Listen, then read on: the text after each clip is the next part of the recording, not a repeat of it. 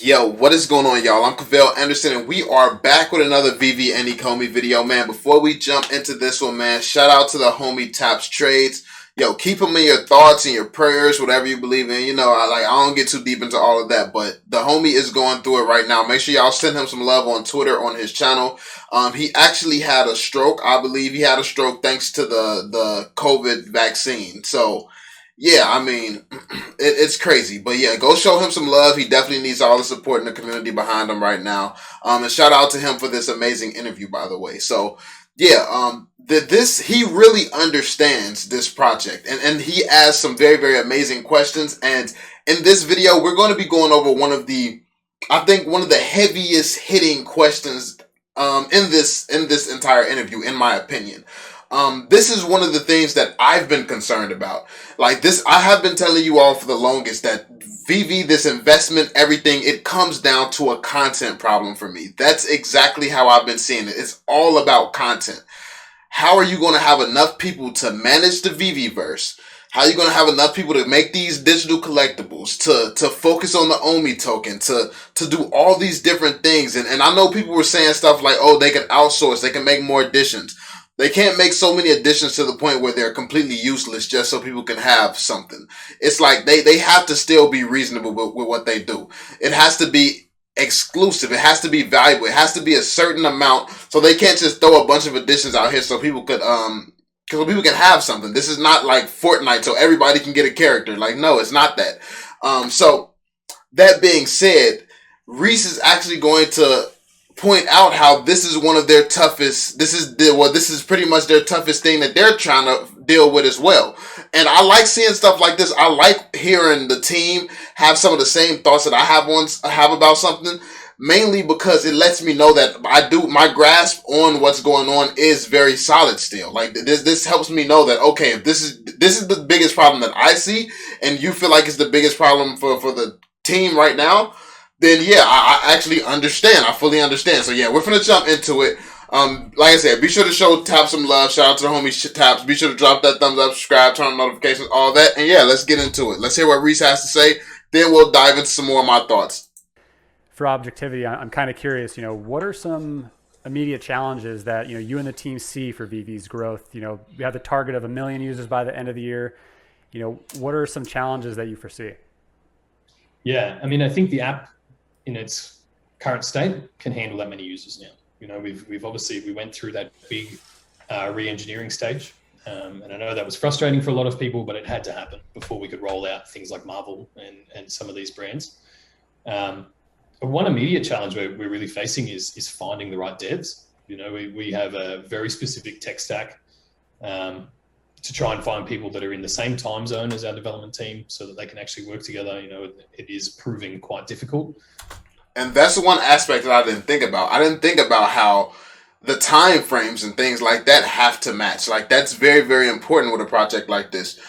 So yeah, I never considered that. That makes it even more difficult. It makes it even more concerning how this is going to be managed and how it's going to be handled. Because yeah, like this is all about content. People talk about how they want the Omi token and things like that to move. What's going to really bring the value to the Omi token? It's all about Veve. Like, this is why when people were talking about, oh, why don't they put more effort into the token, not even realizing that Veve is the one thing that's going to be driving the token. Like, what we want, think of it this way. Omi token is the gas. Veve is the vehicle. We want a vehicle that's going to burn the shit out of this gas. Like, we want a vehicle burning this gas like crazy.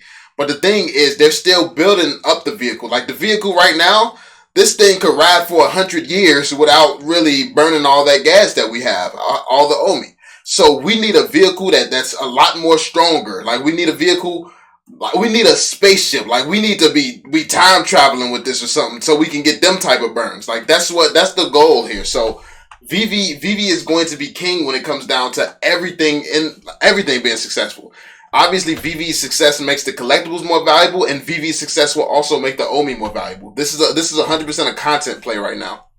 And I mean, that's part of the industry at the moment. There are so many new companies springing up and so many people moving into this space. But again, there's just a lead time in training people up or if they don't already work with the stack that we work with, maybe they're not as suitable, or you train them up and then find out they weren't as good as you thought.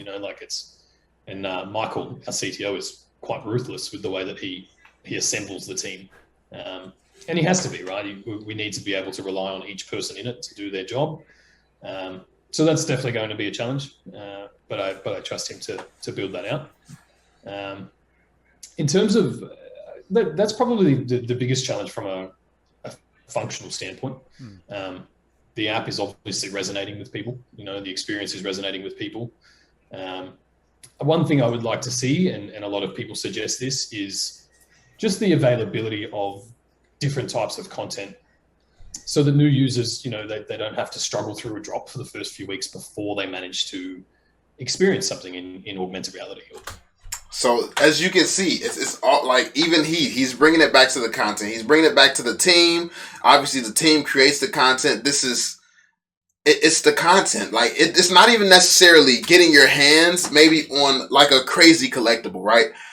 If there's a Viviverse, if you can grab an avatar, a free avatar, if there's a world, some type of experience you can take part in, like, let's say they make the Murmurcornos, or like what people said they think is one of the shittiest things right now is what the common DeLorean.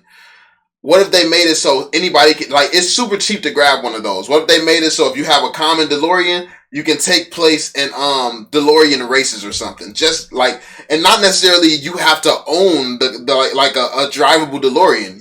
Just by using a common DeLorean, you can gain access to it in the Viviverse for a short time, a ultra rare or whatever one you need for it to actually experience the drivable side.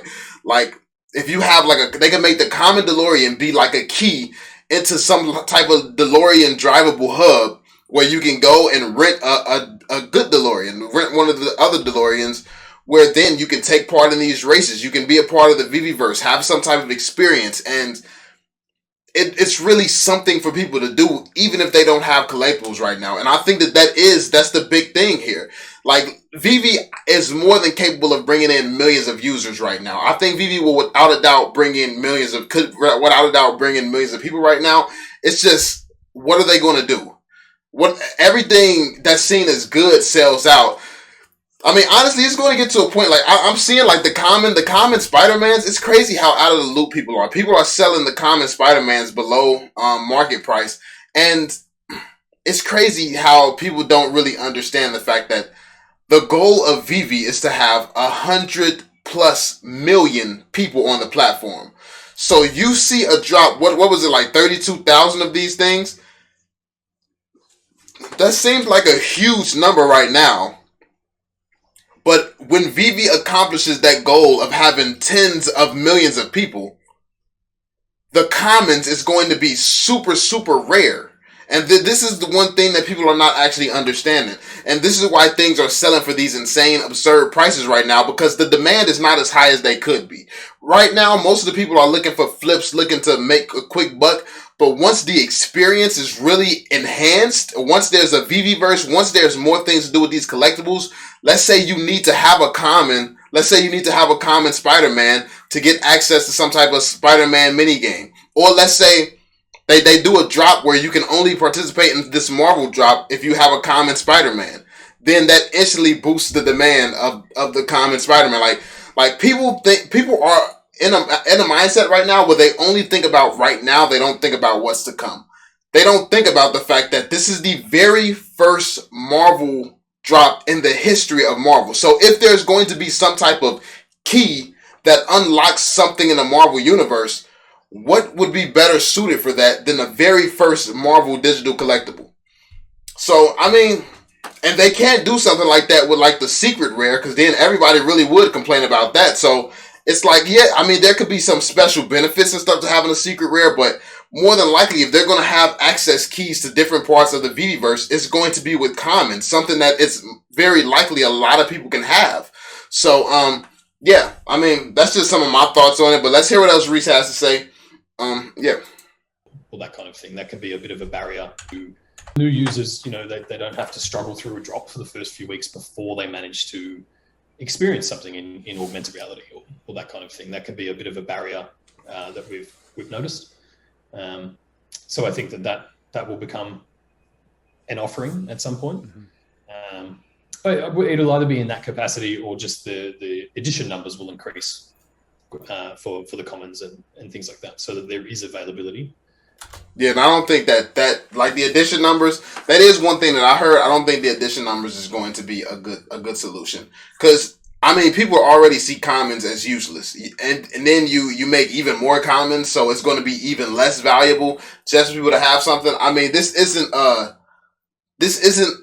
it's not supposed to be something that can get diluted to the point where, like, these are all supposed to be valuable collectibles.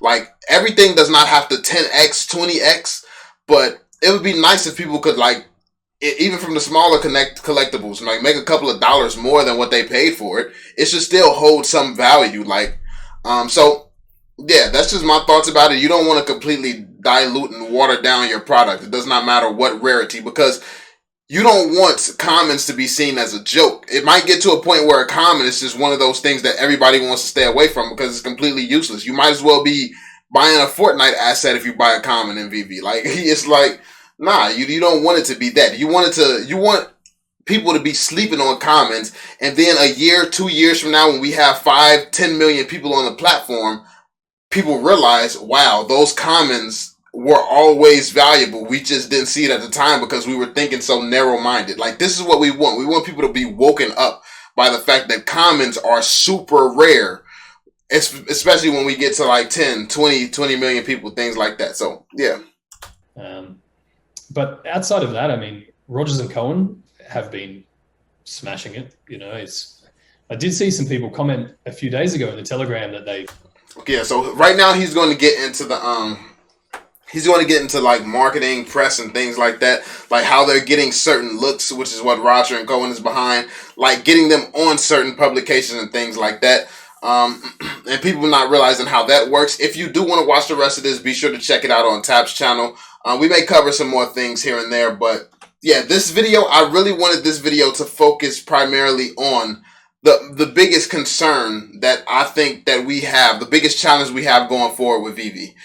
Because yeah, this is the biggest thing that they need to overcome. They need to overcome the content problem. We need more content. We need consistent drops. Like, they did 3 drops for Comic-Con weekend and then needed a week off.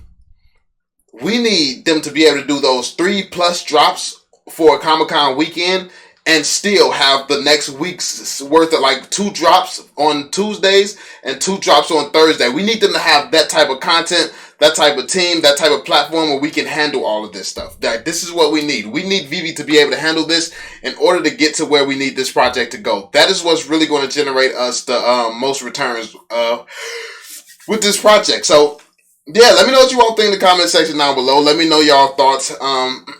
I just thought that this was interesting. This is was Rhys talking about one of the things that he sees as one of the biggest concerns. And like I said, you all know that I've been preaching this for the longest. I've been saying this is probably my most concern, like the thing that I'm most concerned about for a while now. So the fact that they're aware of this and they're working on this, like, I am much more confident in the project personally, because I know that they see how huge of a problem this is, and they're working, trying to figure that out. So yeah, let me know y'all thoughts on it. Be sure to drop that thumbs up, subscribe to the channel if you're new, turn on notifications so you stay updated. And yeah, I'm gonna catch y'all on the next one. Peace out, homies.